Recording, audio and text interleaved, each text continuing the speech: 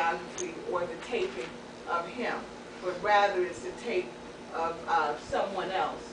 His tapes are the ones that council has requested. This is the council meeting, and those are the tapes that you do not see the rear of my head, the back of my head. You don't see the face, so you know which one you're paying for. We have 2 videographers here today, but council, again, has entered into an agreement with Mr. Ray Robinson, and he in fact has stated that his tapes are in fact being shown.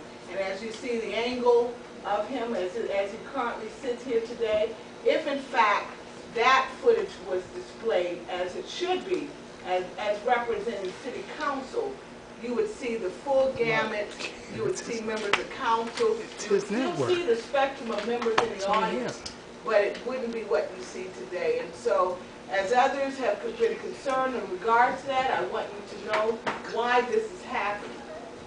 I also want you to know that the footage of other meetings or the series and number of meetings are determined by outside individuals, but our cameraman does in fact turn in the tapes, and you'll see that because of the angle, you will not see me on these particular tapes, but should be the ones that we're actually into that agreement on. I'd like to move on to say we will be having finance committee meetings to address the issues of our fiscal recovery plan. We have a plan that has been in fact presented by the administration.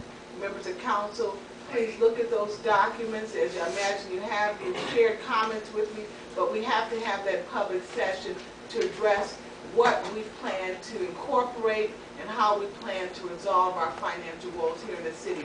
We have a document that's been presented, and I respect to say that it's a document nonetheless, but we have to be able to vote and agree on the contents within the document.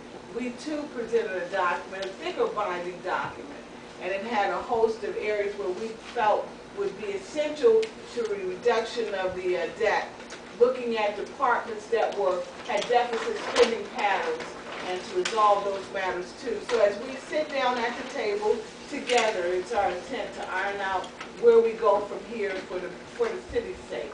So we'll do that as well. Ms. LeBon, I'd like to acknowledge the service department and thank them.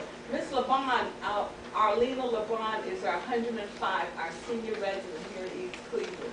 She called numerous times to get the grass cut, not on her property, but on the lot adjacent to her home on Dover Road. And I'd like to thank the service department.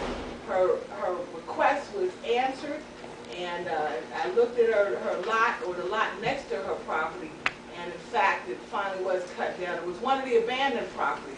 So the city did in fact resolve that matter. And we hope that they will do, with limited resources, get to many of these abandoned properties here in the city of East Cleveland.